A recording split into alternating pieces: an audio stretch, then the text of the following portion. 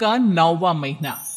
सुमित्रा जी की बहू रितु प्रेग्नेंट थी और अब उसकी प्रेगनेंसी का 9वां महीना चल रहा था।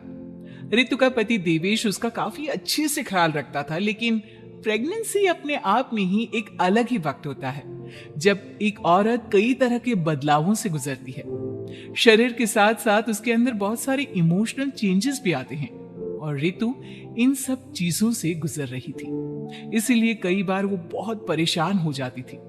उसे बार बार बहुत मुश्किलों का सामना करना पड़ रहा था। एक दिन अचानक शाम के वक्त रितु जोर जोर से रोने लगी। अरे रितु बेटा, क्या हुआ? तुम रो क्यों रही हो? कुछ नहीं मम्मी जी, बस बहुत परेशान हो रही हूं मैं।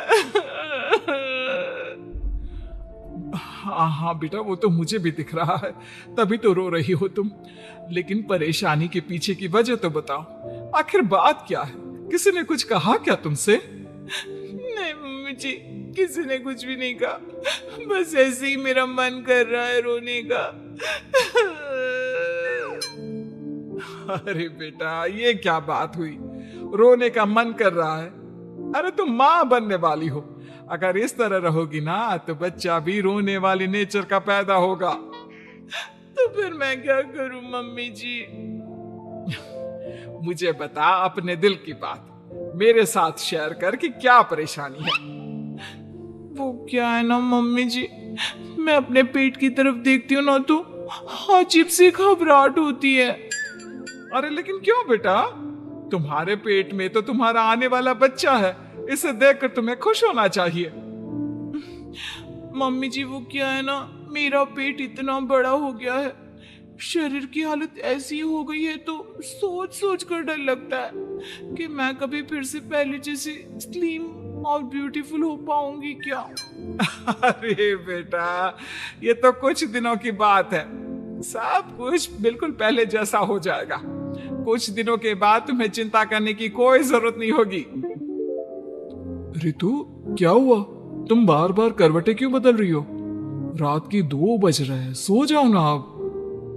देवेश, नींद नहीं आ रही है, मैं ठीक से सो नहीं पा रही हूँ। अरे ये क्या, तुम तो उठकर बैठ गई। इस तरह बैठे बैठे पूरी रात बिताओगी क्या? क्या करूं देवेश, पेट की वजह से जैसे ही लेटती हूँ अजीब सा लगने लगता है, ठीक से सो भी नहीं पाती। तुम एक काम करो, अपने पेट के बगल में एक तकिया लगा लो, तुम्हें ठीक से नींद आ जाएगी। वो भी करके देख लिया, अब तो लगता है जब तक बच्चा इस दुनिया में नहीं आएगा मैं ठीक से सो भी नहीं पाऊंगी। रितु, बच्चा आने के बाद कौन सा चैन की नींद सो पाओगी? कम से कम अब तो आराम कर लो। तुम सो जाओ देवेश, मैं बैठे बैठे ही अपनी नींद निकाल लूंगी। और फिर कुछ दिन के बाद सुमित्रा जी के घर पर कुछ परिचित लोग मिलने के लिए आते हैं। मम्मी जी, आप उन लोगों के साथ बैठकर बातें करिए, मैं सबके लिए चाय बना देती हूँ। अरे नहीं नहीं बेटा, मैं कर लूंगी, अभी तुम्हारी तबीयत ठीक नहीं है ना, तुम आराम करो। अरे मम्मी, घर के छोटे मोटे काम तो मैं करती हूँ ना, चाय बनाने में कैसी प्रॉब्लम? अच्छा ठीक है, अगर कोई परेशानी नहीं है तो बना दो चाय।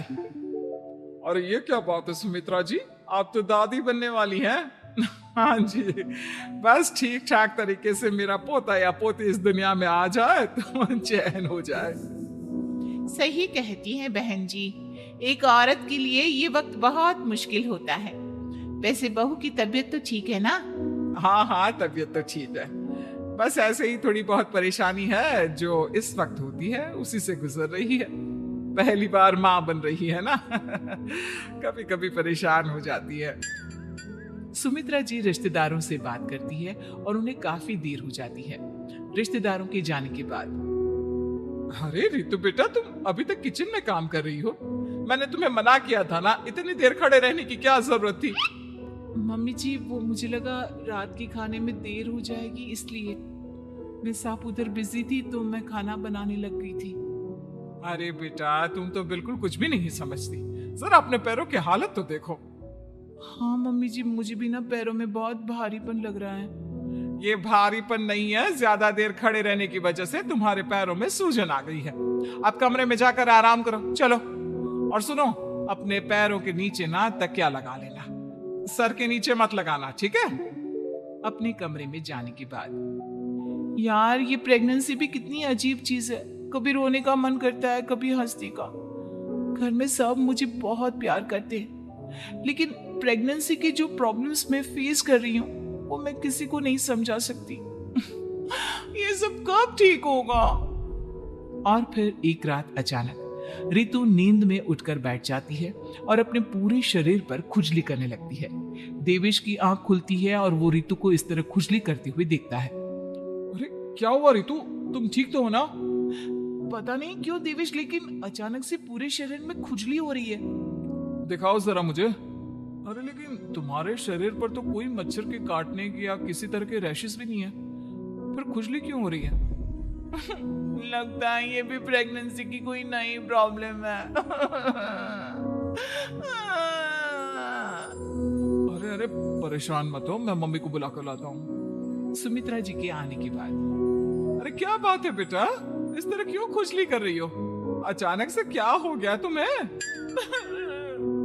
मम्मी जी ऐसा लग रहा है जैसे सर से पैर तक पूरे बदन में मच्छरों ने काट लिया हो।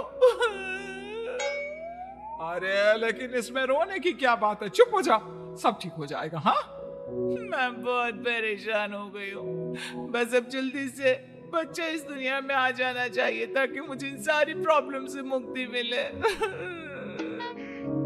ऐसा नहीं कहते रितु, माँ बनना तो दुनिया की सबसे बड़ी खुशखबरी है और ये सारी परेशानियां तो सबके साथ होती है। जानती हूँ, लेकिन फिर भी क्या करूँ, रात को सो नहीं सकती, कभी पेट भर के खाना खा लेती हूँ तो उल्टी करने का मन करता है, ज्यादा देर खड़ी हो जाती हूँ तो पैर में सूजन आ जाती है, ज्यादा देर बाहर घूमने भी नहीं जा सकती वरना टॉयलेट की प्रॉब्लम। ये सब कब ठीक होगा? कुछ दिन और बीत गए और अब तक रितु का 9वां महीना खत्म होने का वक्त आ गया था। अब हर दिन रितु बस यही सोचती थी कि उसका बच्चा इस दुनिया में आने वाला है। हाँ, वो बात अलग थी कि वो कई तरह के इमोशनल चेंजेस से गुजर रही थी और फिर एक दिन अचानक, देवेश मुझे ना चाउमीन खाने का मन कर रहा है। अभी रात के 12 बजे? अरे रितु, इस वक्त चाउमीन कहाँ से लेकर आऊंगा मैं? किसी होटल में फोन करो ना, कोई तो डिलीवर करता होगा ना इतनी रात को।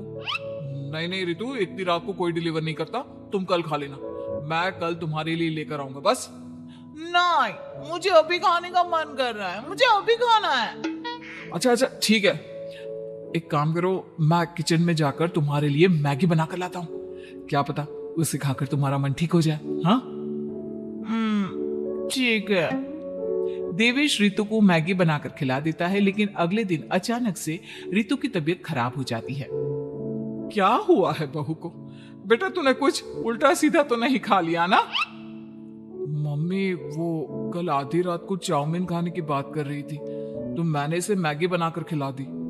अरे लेकिन एक बार मुझसे तो पूछ लेता, इसी वजह से उसे अजीब सा लग रहा है। कोई बात नहीं, वैसे भी बच्चा आने का वक्त पास आ गया है ना, इसलिए ये सब चीजें हो रही है। मेरे पेट में बहुत दर्द हो रहा है, जब से मैगी खाई है तब से पता नहीं क्या हो गया। अरे कुछ नहीं हुआ बेटा, बस कुछ दिन की बात और है, परेशान मत हो। चल हम तुम्हें ना डॉक्टर के पास ले चलते हैं।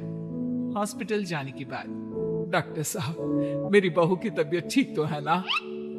हाँ वैसे तो सब कुछ ठीक लगता है, डाइजेशन का प्रॉब्लम हो गया है, ऐसे वक्त में हो जाता है। प्रेगनेंसी की वजह से पेट के ऊपर बहुत प्रेशर आ जाता है, इसलिए डाइजेशन थोड़ा वीक हो जाता है।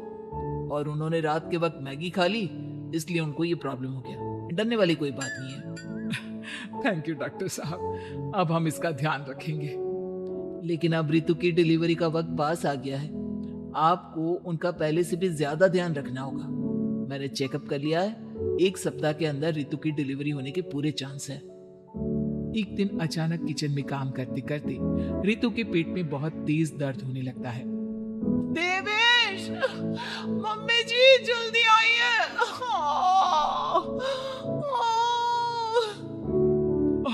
अरे क्या हुआ बहू, क्या हुआ तुम्हें? बहुत दर्द हो रहा है मम्मी, मेरे पेट में बहुत तेज दर्द हो रहा है, मुझसे खड़ा भी नहीं रहा जा रहा। इधर आ जाओ रितु, मैं तुम्हें बेड पर लिटा देता हूँ, सब ठीक हो जाएगा। बेटा, मुझे लगता है इसकी डिलीवरी का वक्त पास आ गया है। अब हमें रितु को हॉस्पिटल ले जाना होगा। वैसे भी डॉक्टर ने कहा था कि 1 सप्ताह के अंदर डिलीवरी कभी भी हो सकती है। मुझे बहुत दर्द हो रहा है, ऐसा लग रहा है जैसे मैं मर जाऊंगी। प्लीज मुझे बचा लो देवेश। अरे रितु, घबराओ मत, ऐसा कुछ नहीं होगा। हॉस्पिटल पहुंचने के बाद आप जल्दी से रितु को एडमिट करवा दीजिए और आप लोग बाहर वेट करिए। नहीं, मुझे बहुत दर्द हो रहा है। रितु, समझने की कोशिश करो, सब कुछ ठीक हो जाएगा। रितु को लेबर पेन शुरू हो गया था और वो काफी तकलीफ से गुजर रही थी। एक बच्चे को जन्म देते समय औरत जिस तकलीफ से गुजरती है उसे सिर्फ वही समझ सकती है। रितु की तकलीफ को देखकर देवेश भी काफी इमोशनल हो गया था। रितु को इस तरह चीखते देखकर उसे बहुत दुख हो रहा था, लेकिन आधे घंटे के बाद जब डॉक्टर अपने हाथ में रितु और देवेश की छोटी सी बच्ची को लेकर आया तो रितु के चेहरे पर स्माइल आ गई। रितु, ये देखो, तुम्हारी और मेरी नन्ही सी बेटी। ये तो एकदम परी की तरह दिखती है। दिखेगी क्यों नहीं, एकदम तुम पर गई है ना, इसलिए। लेकिन मम्मी, उसकी नाक तो मेरे जैसी है। अच्छा ठीक है, नाक तुम रख लो, बाकी सब मेरे जैसा। देखा रितु, तुमने कितनी तकलीफ सही, लेकिन उस तकलीफ के बदले तुम्हें भगवान ने ये छोटी सी परी दे दी। और ऐसा सब औरतों के साथ होता है। तुमने बहुत हिम्मत रखी है बेटा, और इसका नतीजा आज हमारे सामने है।